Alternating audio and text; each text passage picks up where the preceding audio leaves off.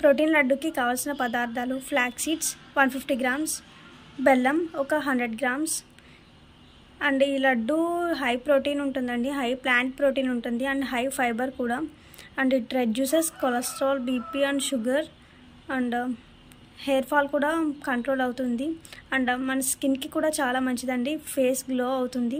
So let's start the recipe.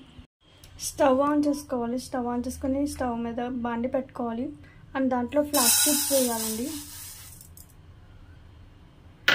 లో flame మీద వేయించుకోవాలండి.